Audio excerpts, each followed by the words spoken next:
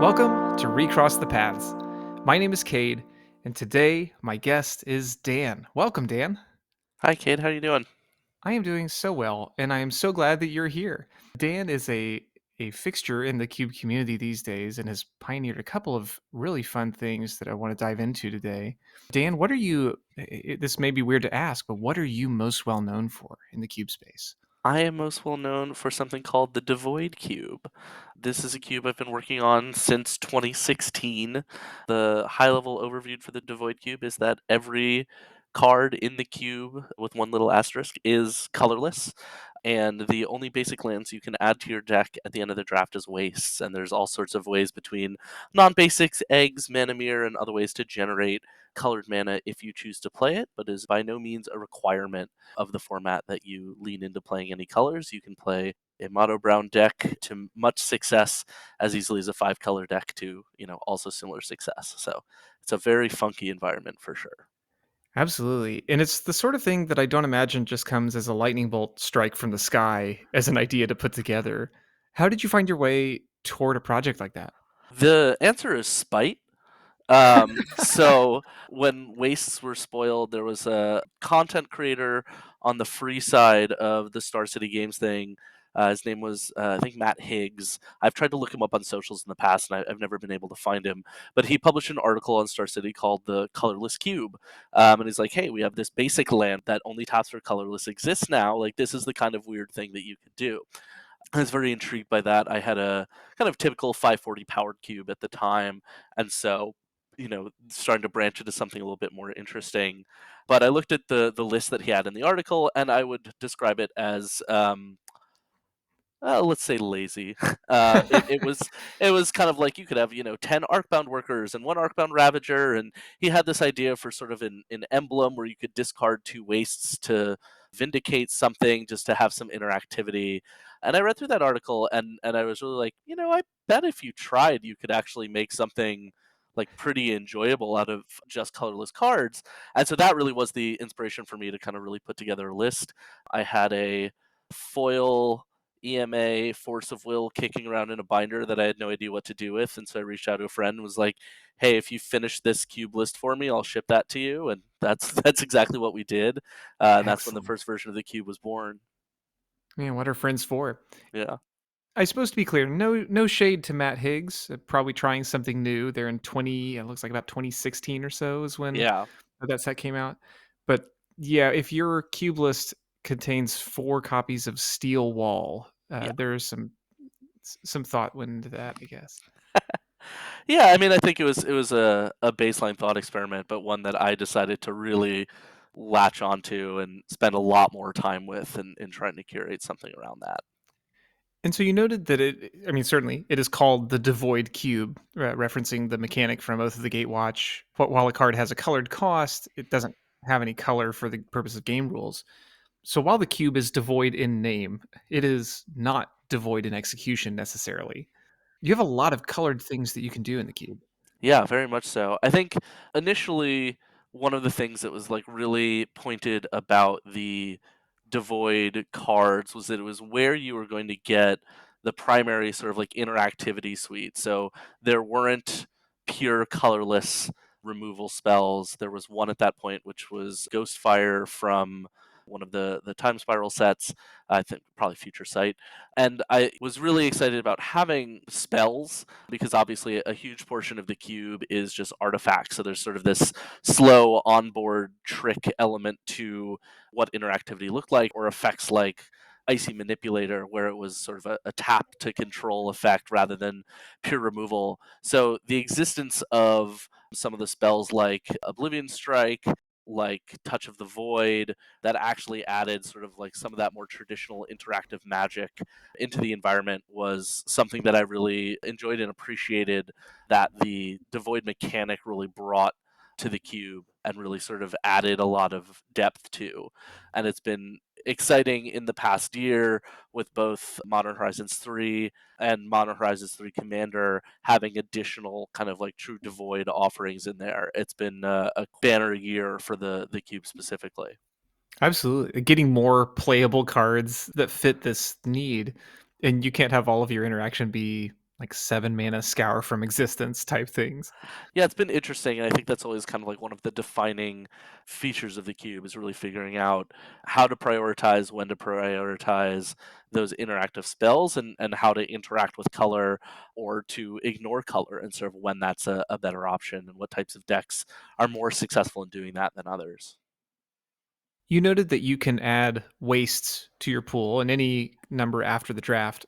How did you go about picking what colored fixing to include? Yeah, it's a great question. So initially, when I first built the cube, I had a little bit of a kind of narrative head canon to the fixing, which was that the Eldrazi won, right? The Gatewatch failed. Everyone, everyone in Zendikar died. The entire plane got processed, but there were still kind of this handful of pure sources of mana that existed and were sort of accessible by the world. And so the mechanical execution of that was initially all of the fixing would have some kind of drawback. It would deal damage to you, it would come in tapped. I think in earlier versions, I had the filter lands from Time Spiral where you have to add charges to them before you can remove the charges for colored sources. Oh, yeah. And so the idea was if you wanted to generate colored mana, it would come at kind of a pretty significant cost, either of life or tempo, speed, etc. And that kind of worked for a while. And I slowly kind of improved the mana base a bit. And then Modern Horizon 3 came out, and that really forced a fundamental relook at the mana base and the spreadsheet aesthetics of the mana base. So previously I used, full cycles. So it's like one of each of the Pain lands, all of the Horizon lands, all of this, all of that.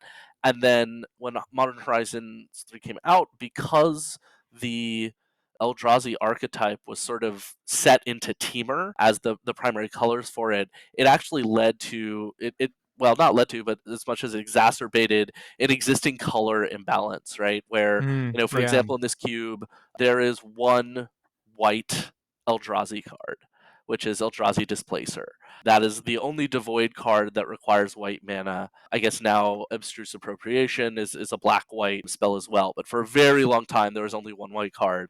And so I had a huge amount of slot equity built up in these white X lands that really weren't providing the kind of fixing that the cube needed in order to really allow players to truly play colors and have them be more than a splash. And because a lot of the powerful cards that were added from Modern Horizons 3 were actually not just giant Eldrazi's late in the game, but kind of like some earlier on curve powerful spells, it sort of forced me to rethink that. So now there's sort of wildly imbalanced colors and fixing. I have kept kind of the core of the single colored lands. So a snow covered plains, in Ancient Den, and in Iganjo, and sort of that setup is mirrored for the rest of the colors as well.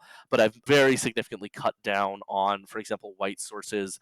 There's only one Selesnya fixing land, which is Horizon Canopy. There's only one Orzhov fixing land, which is Silent Clearing. You'll see kind of keeping the tension of those cards alive in that they cost a life in order to generate the colored mana.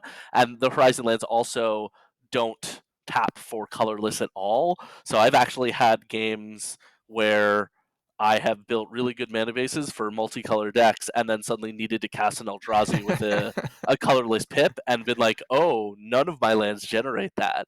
So it can occasionally come up that there is a cost to using these lands, even above and beyond the cost of life.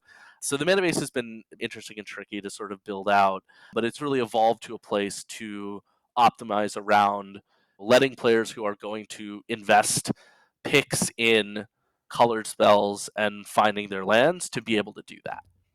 I imagine it would be difficult to try to perfectly balance this by spreadsheet aesthetics anyway, right? You're kind of playing with the resources that you have as a designer, I mean, trying to make this into something that is playable and not just a nice balanced set of numbers. Yeah, absolutely. With a smattering of fixing all over the place, you suggested in your overview that there is a 5 color deck floating around in here. Oh yeah. How often do you find that that comes up in drafts? I think it is a dream that someone decides that they want to live just about every draft. The core members of that dream that sort of help drive it are Golos and the ability to activate Golos, and Field of the Dead, which is in here as well. There is always someone who sort of takes on the Field of the Dead mission of like, at the end of my draft, I will play exactly one Wastes because it will be a uniquely named land, and everything else is going to kind of be in support of that strategy. And I have a fair amount of ways to search that up. I have an expedition map. I have a park map, which is an Unfinity card that allows you to search your deck for a land that has different art from any other land in your deck, which is excellent for finding Field of the Dead. Golos obviously a staple of that as well. So I think those are kind of the big splashy versions of the cards. But it doesn't take much. One of the non-basic lands in the cube is from Odyssey. It's called Crystal Quarry. It has the ability 5 tap, add Wooburg to your mana pool. So technically it costs 6 mana because 5 mana plus tap this to generate one of each color, Right? but it's, Golos, and that puts you pretty close to being able to activate Golos without a ton of effort. And I have had many fun games where like I've incidentally cast Golos. I think one of the last times I drafted the cube, I was on like a 3-color control deck. My opponent was on a big ramp deck and they had the Golos and I didn't, but I was able to sculpting steal it and cobble together Oh, 2 other fun. sources of other colored mana, and I was able to activate Golos before my opponent was, which quite rapidly ended the game, not in the way that my opponent had been expecting or hoping. That's amazing. And a card like Crystal Quarry also taps for colorless. Like you don't have to be Yeah, stuck on the top end of that one. yeah, absolutely. So thinking of something like the 5-color deck, I know there are some archetypes that you outline in the overview, ranging from artifacts, maybe ramp, like you mentioned in the Juggernauts. Do you think of this environment as having clear-cut archetypes, or are your connections more broad? Actually, the way that I generally describe it is it kind of covers the macro archetypes of Magic quite well. You just have to kind of like know and understand what are the pieces you're looking for because they are very atypical compared to what you'd be looking for in a normal draft that has colors and things. There is a low curve aggro archetype. Generally, it's aggressively statted creatures, generally paired with very powerful equipment. So think cranial plating, grafted war gear, Ghost Fireblade, which happens to be a very strong card in this environment. Yeah, it turns out many of these creatures are gonna be colorless, I bet. Yes, it does. So there's kind of like a low curve aggro deck that many people can identify. There's a flavor of that is much more +1/+1 counter oriented, with things like Agatha's Soul Cauldron, the Ozolith, kind of sort of the traditional, albeit the colorless elements of sort of that counters deck. There is sort of mid range where your threats are a little bit bigger and a little bit stronger, kind of than those aggro threats, and able to sort of push pause on their aggression and eventually get over the top of them. There is ramp as a traditional strategy, a lot of mana rocks floating around, a lot of big impactful haymakers that can end the game. And then there's even what I would describe as like the traditional combo white whale for that storm drafter who just always has to draft a combo deck. Full KCI loops are doable within this environment. So you have Scrap Trawler, Mirror Retriever, KCI. There's a card in here called Thought Harvester, which is whenever you cast a colorless spell, your opponent exiles the top card of their library. That's a KCI kill condition, Oh, where yeah. essentially like you don't have to generate infinite mana if you can just do the loop without generating any additional resources. Thought Harvester will end the game, and you can obviously do it with mana generation. KCI also sometimes turns out to be just a all-in combo deck where you draft a bunch of artifact lands and a bunch of Eldrazi Titans, and it's just like turn 4 KCI, turn 5 here's Ulamog the Ceaseless Hunger. Do about that what you can, and if you answer it, that I have lost, but it does not have too many easy answers in this environment. So it can be kind of like that sort of version of a all-in, blow all your resources to try and end the game early type of deck as well. That is kind of weird to think of it as a potentially fair KCI in that way. Yeah, I mean it's not that fair, but But it's not doing anything intricate. Its KCI is really like a blunt force tool, whereas I think obviously the KCI combo deck exists because of just weird rules chicanery that like doesn't make any intuitive sense. Like you have to have someone who has a Matt Nass style brain who can sort of like interrogate the rules and the timing to understand that yes, this thing actually works when the triggers happen in the right way. And like if someone can do that, like that's fantastic and exciting for them. But I think having that brute force method is also another way to kind of see the power of that card in action.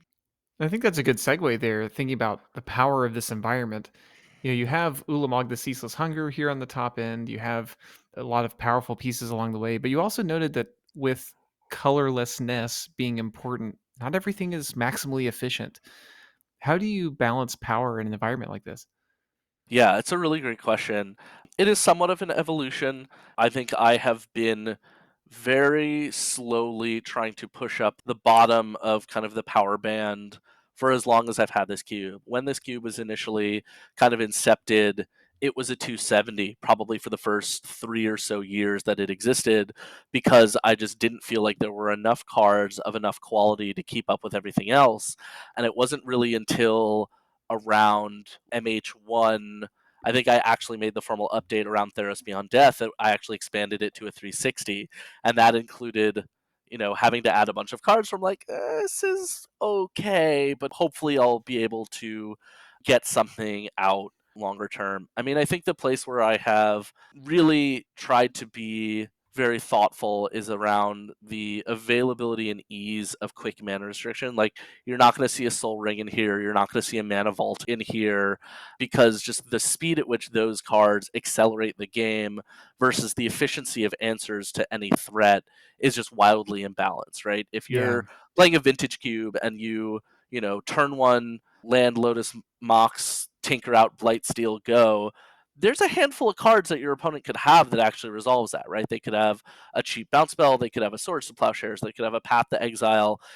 It's a strong position to be in, but there are actual answers. Yeah, not insurmountable, certainly. Yeah, and there's a lot of ways that you can think to find solutions to that problem. Here, solutions are few and far between and they are not efficient.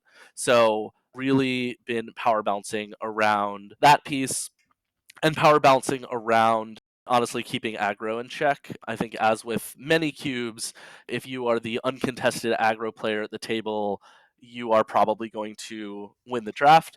I think that was borne out in many of the 3-0 drafts that you see from CubeCon this year.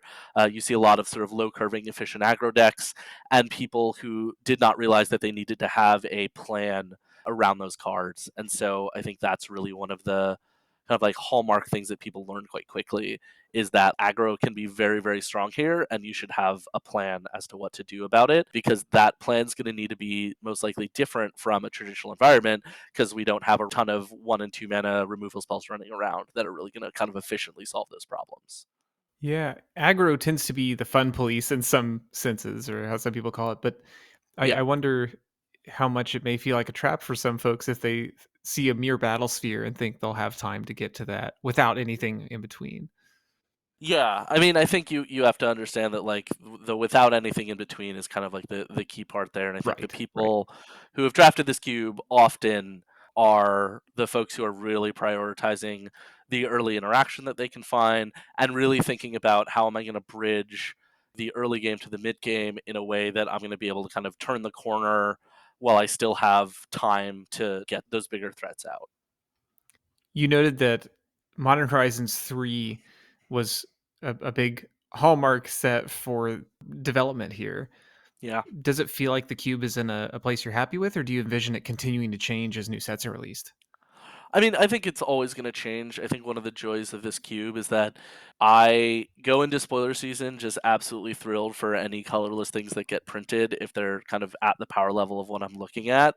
And it also means that I rarely have the sort of, wallet fatigue of, oh my God, they just printed these 10 new cards that are all amazing. And I'm going to have to, buy versions. I just saw someone tweeting about Scythe Lion from the new Jumpstar stats being like, that card is $30. I was not expecting that card to be $30, and I rarely run into that now. Modern Horizons 3 was certainly a moment where I had quite a few things to acquire for the cube, but at the end of the day, yeah, I think the cube will continue to evolve, and I'll continue to keep an eye on things and make sure that they happen. And it's been quite encouraging. I've been listening to Mark Rosewater's podcast, and one of the things that he's sort of talked about a lot, I think in the last year, especially around the time of Modern Horizon 3, was feeling like colorless mana and colorless spells have opportunity to grow beyond just the Eldrazi, which is what they've typically sort of been associated with. I know he's not a huge fan of the implementation of Devoid, so I think seeing Devoid cards will be kind of few and far between unless they kind of get mechanically redesigned to his liking. He's often talked about having Devoid become a super type. That would just kind of clean up a lot of the problems around that. Yeah. I don't have high hopes that that would happen, especially since they didn't do it in MH3. But I'm heartened to hear that he's excited to use colorless technology that was used a lot in Strixhaven. Many of the kind of colorless lessons, it was used a little bit in Ikoria for having some early colorless cards that you could mutate onto to gain benefit. So I'm always interested to see where they're willing to push and try new things from a colorless perspective. And the power level of the cube has really gone up quite considerably since it started. It was actually funny when the cube first came out. It was 2016. The best thing to do was Eldrazi because all of those cards were new and powerful and effective. And then over time, the power creep that has happened in Magic organically had kind of pushed Eldrazi to being a little bit of like a niche, not quite a trap, but not like a strong premier strategy. And then Modern Horizons 3 comes out and really, really revitalizes it, right? It gets the full Modern Horizons shot in the arm Oh, yeah. to really bring it back up and enable it to play quite well with the rest of the environment. So if I'm going to get that every couple of years, like I think that it's going to be fun and exciting to kind of curate this environment in an ongoing way. And I don't have to worry about adding too much. Like I usually get on the range of 2 to 4 cards from a normal premiere set, and that tends to be good enough for adding some new exciting things into the environment.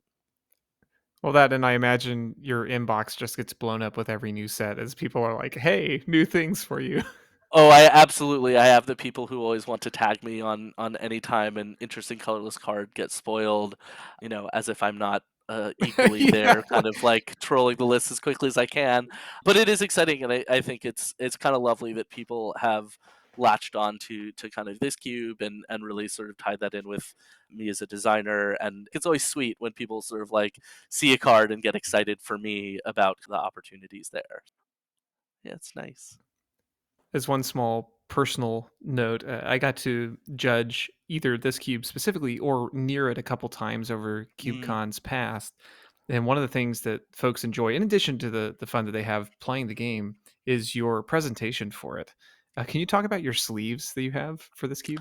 Yes, absolutely. So for this cube, I have a set of sleeves that were released in Japan for the Magic 30th celebration. They released kind of this limited run of sleeves that are made to emulate booster packs from Magic's early history. So they have Arabian Nights, Antiquities, The Dark, and maybe Fallen Empires, something kind of a set of the early four. And when they were released, I was on Twitter, maybe not when they were released, but I think someone like took a picture of them from Japan and I sort of retweeted it. I'm like, man, these sleeves would be so cool on the Devoid Cube. And then 2 hours later, a acquaintance of a friend sent me a DM on Twitter being, I have your sleeves. And it was just like this total insane moment of like the world is very small and beautiful.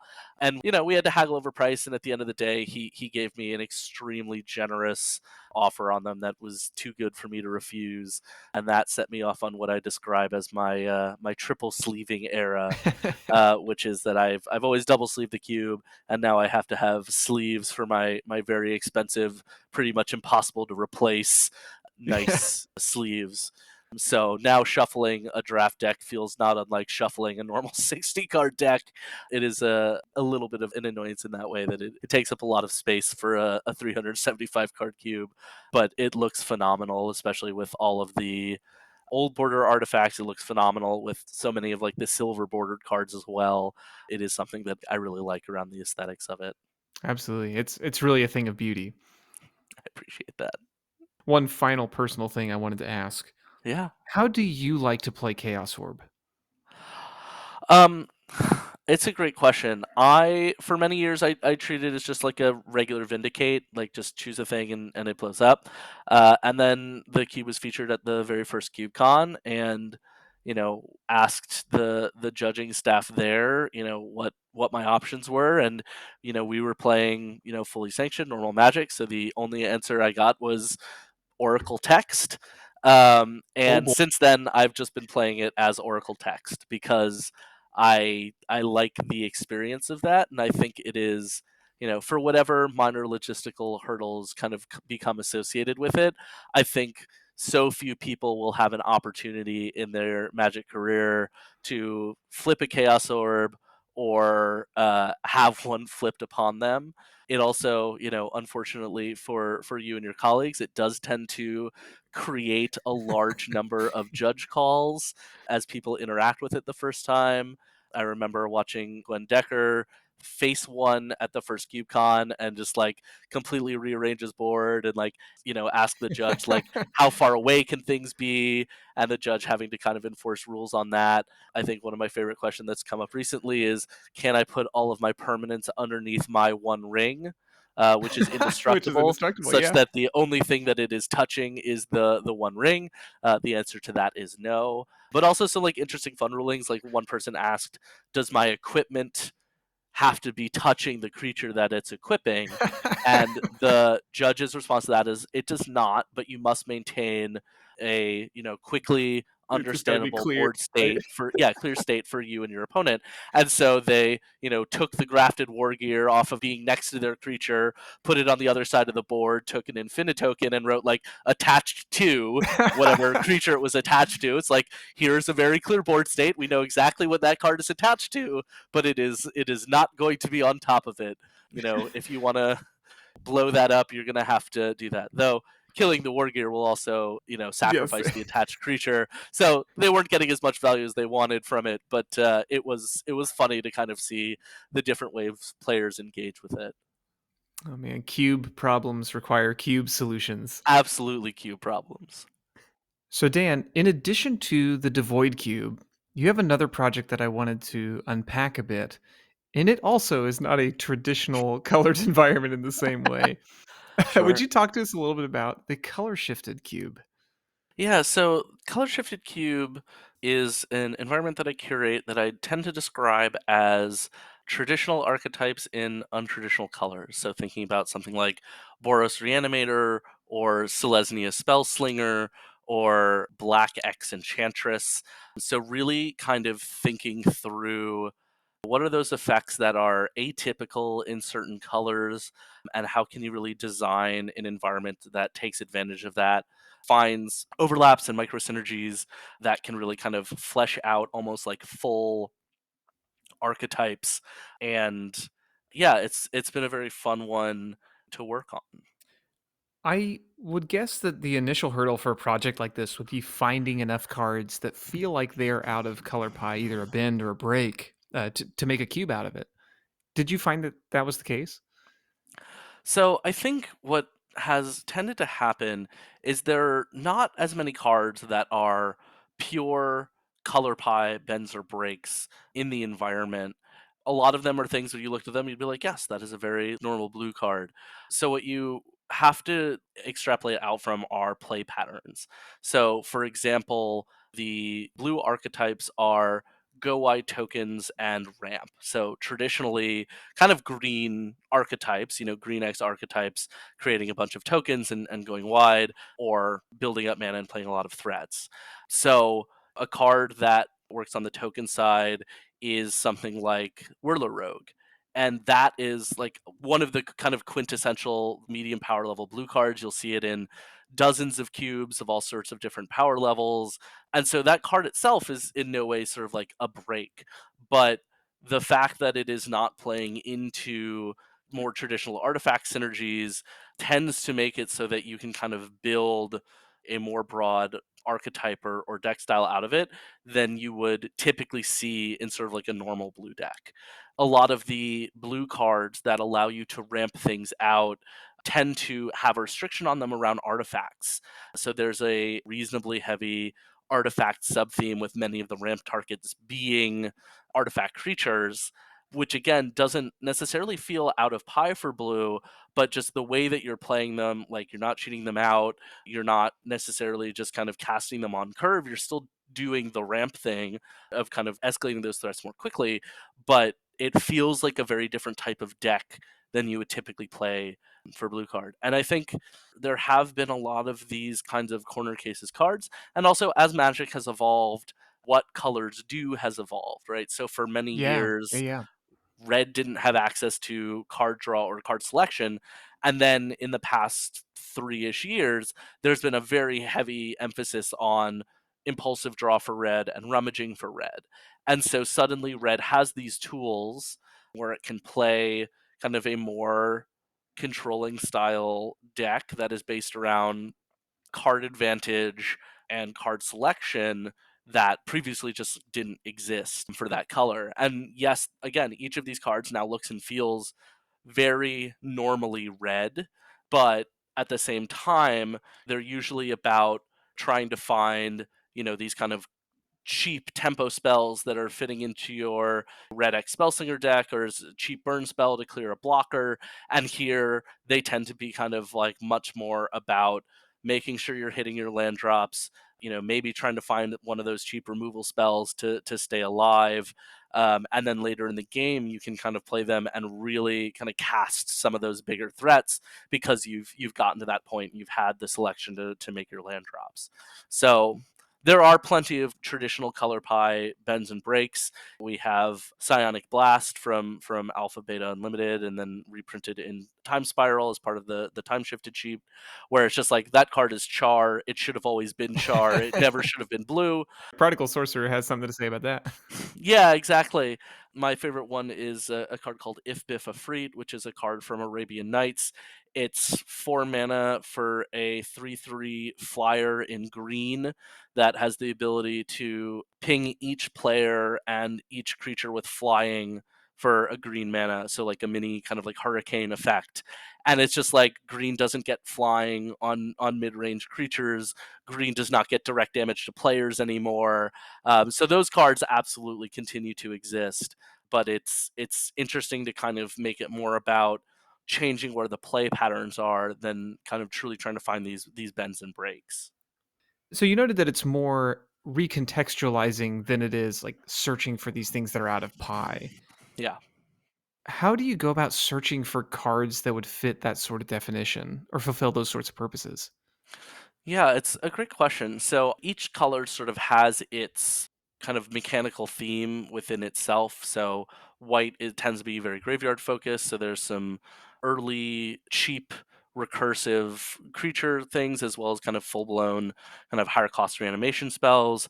Blue I mentioned. Black is focused on enchantments and life gain. And then green is focused on kind of low curve aggro and tempo sort of things. And so there are certain patterns of cards that have been printed over Magic's history that sort of align with these things. So in green, there's like a tempo spellslinger sort of archetype. And in that archetype, you have Quirion Dryad, you now have Questing Druid, you have Dragon's Guard Elite from Strixhaven.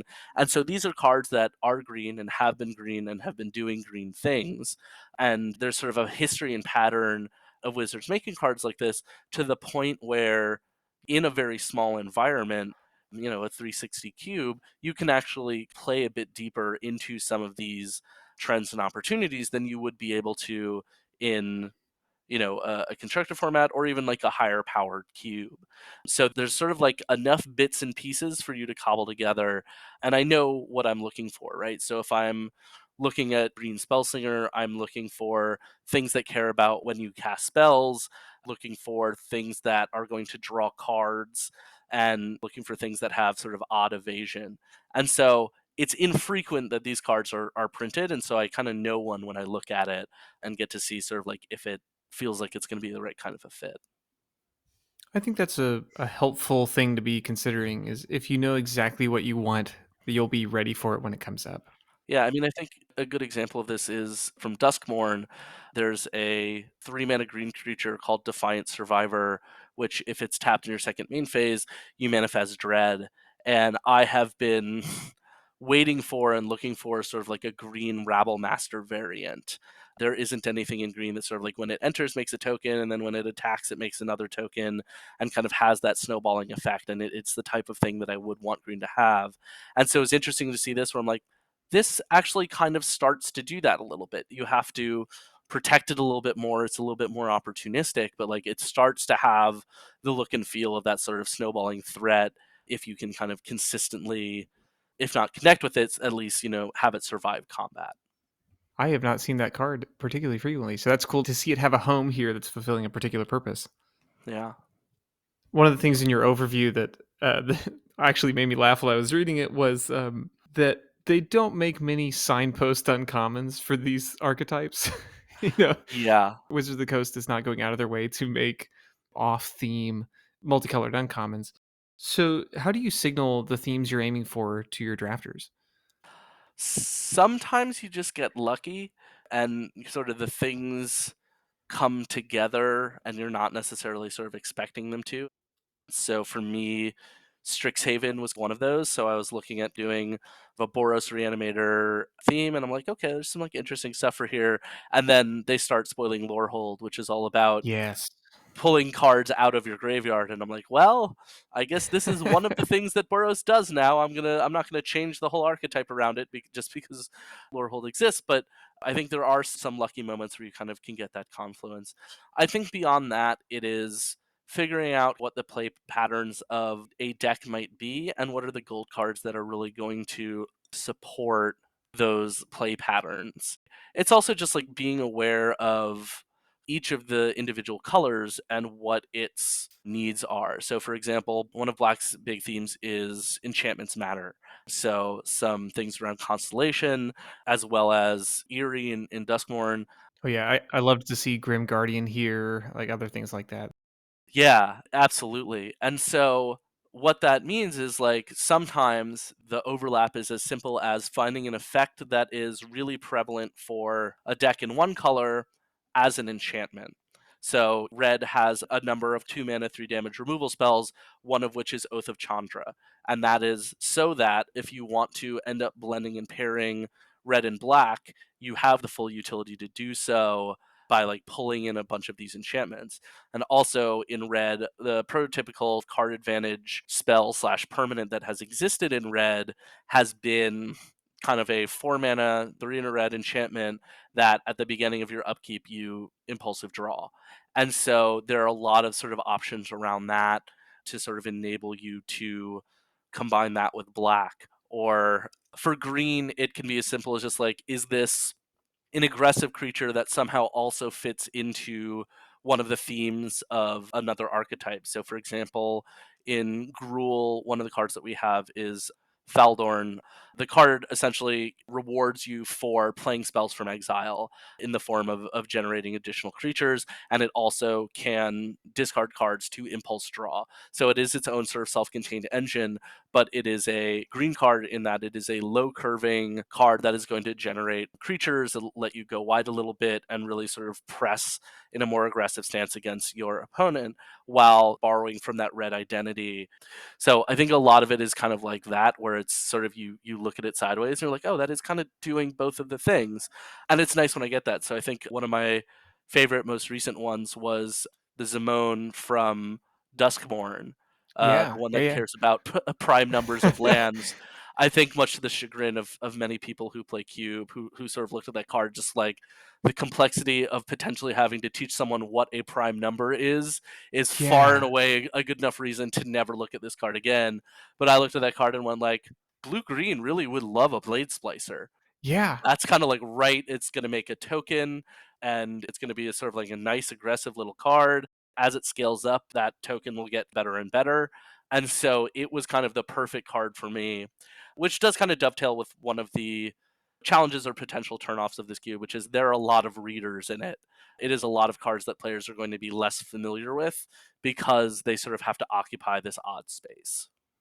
I have a lot of sympathy for that, perhaps because I derive a lot of joy from having people read new cards. Mm, So, setting up these kind of environments where you get to not only read and explore and play with new cards, you get to recontextualize the cards that you already know. Yeah, absolutely. Power level for this environment is adjusted accordingly because there are a couple things that are a little bit below the rate you would expect. Not perhaps not quite to the same degree that you would look at in the Devoid Cube. Do you have a card or a benchmark that you like to balance against to try to keep things in line? So there's no sort of single card. A lot of it is just kind of about effects. So one of the things that I have done, for example, in the environment is there are very few creatures that have a toughness more than 5. I think there's maybe 2 or 3. And that is a very, very specific design constraint because there are a number of good 3 mana red burn spells that will deal 5 damage to a creature, and I wanted those to essentially simulate being murder. And so there's some elements of efficiency where there could be better reanimation targets in white or other colors, but I've very specifically chosen the one I've had because they are answerable by moderately cheap removal, which is not something that many designers would be thinking about because normally you're in an instance where you have a 2 mana spell that says destroy target creature, and that solves the problem, or you have a 1 mana spell that says exile target creature. And here, just based on the color palette, you don't. So you really have to think quite deliberately around sort of like what are the play patterns and how do the threats line up with the answers. So there's no card that I feel like is like this is the perfect power level card for this cube, but there are sort of a lot of design constraints on the back end that I have thought through to make sure that the experience of playing red feels pretty similar to the experience of playing a hybrid of blue and black, where you have kind of this card advantage engine and opportunity, and you have the removal spells that are able to answer many, but perhaps not quite every threat in the environment. Have your players responded well to this kind of environment that turns some things on its head? Yeah, I think I play in a cube group with New York that was put together by Scott Mertz, who's a designer of one of the featured cubes at CubeCon this year, the Curio Cube, and really helped kind of create this group out of sheer force of will. And I kind of like to describe us as Brooklyn hipsters. So like we don't really have like a normal cube. Like Scott has a fun magic-ish style cube, but we don't have like a traditional legacy cube in our format. Last week, I drafted a mono red cube. This week, we're going to be drafting a hybrid focus commander cube. We play a lot of weird things, and I think a lot of the people who we draft with are pretty experienced cube players, and I think we're all pretty excited to draft weird environments with weird cards. I think we've all kind of hit the point where we've played our nth legacy cube with pet cards, and we're really at a point where it's kind of fun to play with a lot of different weird environments, right? So this is a cube group that has access to the Curio Cube, the Devoid Cube, the Color Shifted Cube. Zach Barish, who's the designer of the Cascade Cube, is part of our local group. That is another incredibly interesting rules modified environment that we get to draft every once in a while. And so I think every time a player gets a chance to sort of do something that they haven't seen before or had a chance to engage with, I think it's a group of folks that find that very exciting.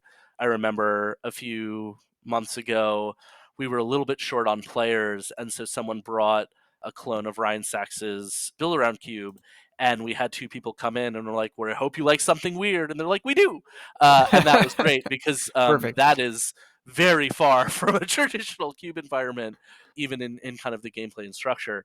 So we're kind of quite blessed that like I think we have a bunch of players who are all up for and interested in trying that, and I think even people who aren't sort of the people who have done that like have just been up for it, and I've gotten a lot of like really positive feedback about that cube. I have some notes from KubeCon which I'm working through to try and readjust a few things from a balance perspective, but it was one of the top 64 cubes, so I think it was well regarded over the weekend.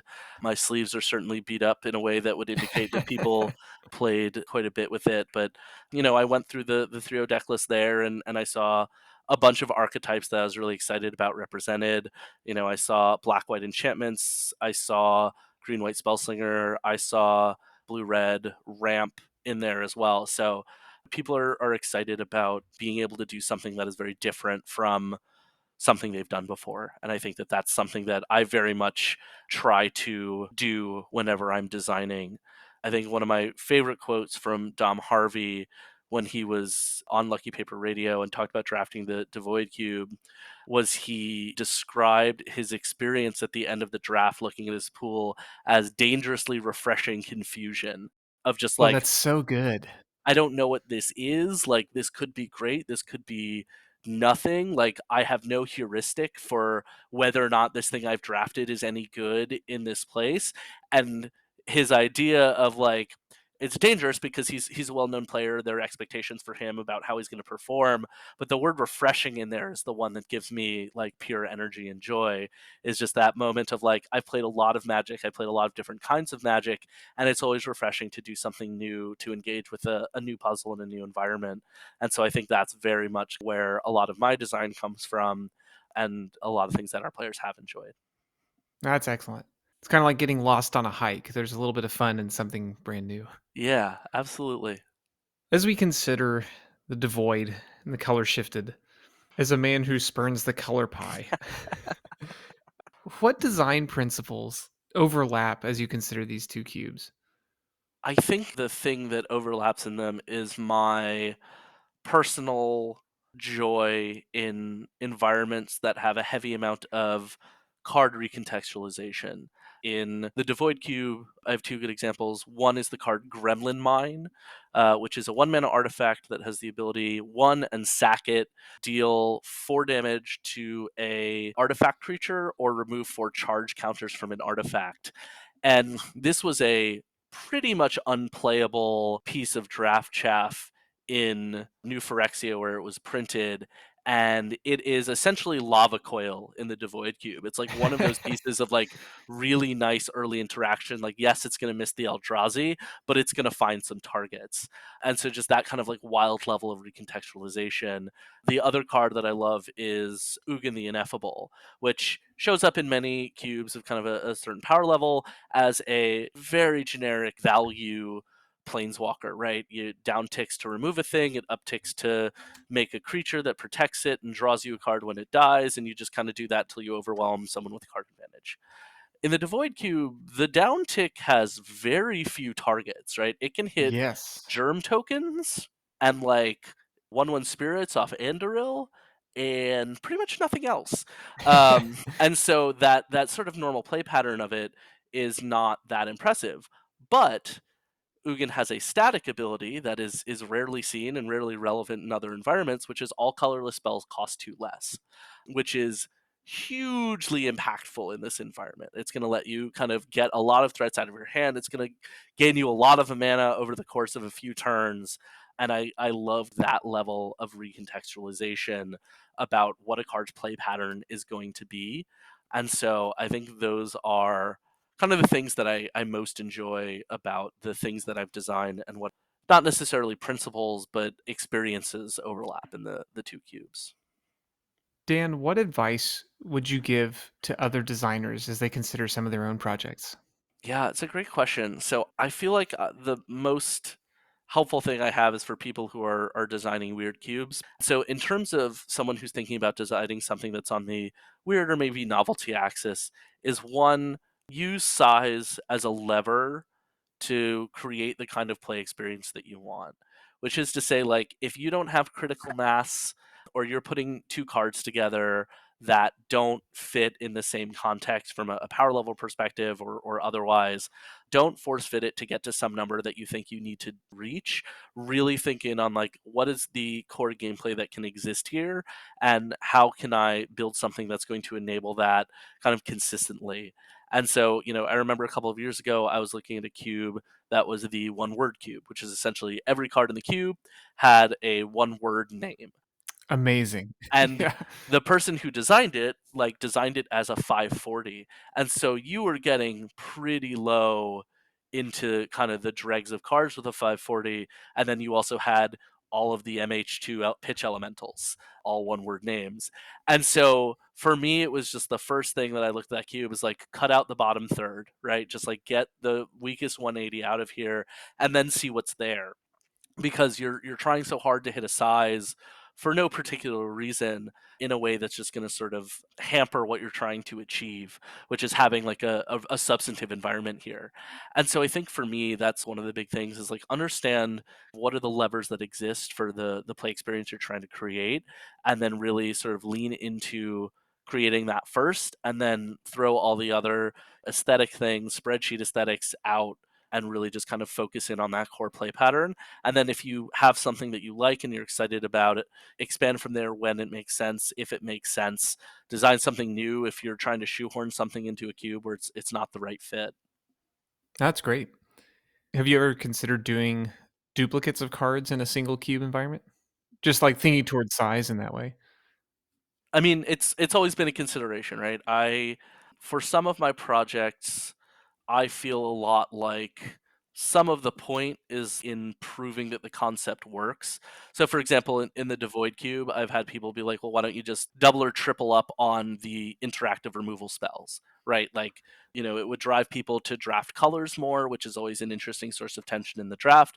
Like, why not do that, especially if you think it would make for better gameplay? And I think at a level that it would, because I think that the cube does tend a little to trend toward more like battle cruisery kind of experience, not in a bad way necessarily. But I think for me, some of the proof of like the Devoid Cube works because of the restriction and sort of aligned with it. And I think if you take the restriction of Singleton out from it, you could build something that had maybe tighter or better gameplay, but like at that point, is it really sort of filling out the spirit of the thing, which is, as I said, taking this, what I felt was sort of lazily put together list of colorless cards and really transforming it into something that looks and feels like a cube in the play patterns and experience of it. And so for me, like proving the point of what the Devoid Cube can be is part of the design aesthetic. I'm not fundamentally against breaking singleton on anything, especially when you kind of know what your goals are and you're doing it very intentionally. But for me, because so much of what I do is sort of on the weird axis, I like kind of doing the weird thing in the traditional way. And I'm so glad you mentioned the early colorless cube that this is based on, because I was thinking of that too, where so much of that was constructed by, well, here's four of this, and four of this, and four Yeah. of this. Well, Dan, as you said, you know that this question is coming. Dan, if you could have any card printed as a promo, which card would you choose, and who would you have do the illustration? Yeah, I did a lot of thinking on this. I decided to go deep and find a card that I felt like hasn't had any alternative art printings, is a beloved staple of the cube community for many different types of cubes. And where I landed is the card that I would like to see made into a promo is Mere Battlesphere. Oh yeah, And I would love Phil and or Kaja Foglio to do the art. I think if you look at the art on the original card, there's a lot of humor in it. And I think that they are the preeminent illustrators of true humor on Magic cards. And I would love to see what they could do with it. I think that's a really good way to say that. The mirror are kind of comical by design. Well, I mean, the whole original art on Mir Battlesphere is just like a bunch of terrified Mir that are about to get Katamari'd up. Like the whole thing is quite absurd. And so I think getting someone who really understands, like, I look at the Foglio art on Chaos Warp from the Commander Masters set, Yeah, and just like like, the guy getting like devoured by bugs, basically, or turning yeah, into bugs. I guess. yeah, exactly. And all of the older photo things, right? Like Sulphurous Springs that just has the devil hanging out taking a bath in it. Like they just get and are kind of the progenitors of like humor in art on Magic cards. Also, the Winter Mishra's Factory is like one of my favorite cards of all time. I love the art. I love Mishra's Factory. So having them do something else that I could put in my cube would definitely be a true joy. Absolutely, that's so good. Well, Dan, this has been a joy for me. I'm so glad that after we've gotten to connect at KubeCon's past, to have this opportunity to get to share some about your projects, and I so appreciate your passion for it and just the joy you bring to the exercise. Thank you so much. If folks want to get connected with you, follow up on some of your cubes, maybe dive into these strange color shifted spaces, where should we point them? So you can find me on Blue Sky. I've recently made the jump from the previous place that people would find me. My handle, I think if you look up Dan Schneider or at Work Life Value, I don't know exactly, it's not the same thing in Blue Sky, but you'll be able to find me. Dan Loop, who's one of the organizers of KubeCon this year, is helping out with Boston Cube Party. Put together what's called a starter pack, which is essentially like a big group of people that you can follow kind of all at once with the click of one button. He put together one for Cube, so I'm on that. So I certainly encourage you, if you're excited about Cube and thinking about making the jump to Blue Sky, find Dan, find that starter pack, and follow all the great people there. That's an easy way to find me. All of my projects are on Cube Cobra, both my real ones in paper and my various pipe dreams that I spend some time updating as a hobby. And I'm also available on Discord. I'm in the KubeCon Discord. I'm in the Boston Cube Party Discord. You can find me there. If you're based in New York City, or you have opportunity to come to New York City and you're excited to draft, look for Upkeep New York, which is the organization that Scott created to sort of organize all of our cube events around the city. We have weekly cube drafts. We have biannual Cube for Charity events. The next one will be in February. I think that one's up on the Lucky Paper site right now. So you can find us playing our weird cubes all around the city in those places as well. Lots of opportunities. That's so good. Yeah, Well, Dan, thank you so much again for your time. You are a joy to talk to, and your projects are a blast. I hope that there are more opportunities to do more of this in the future. that sounds great. Thanks, Kate.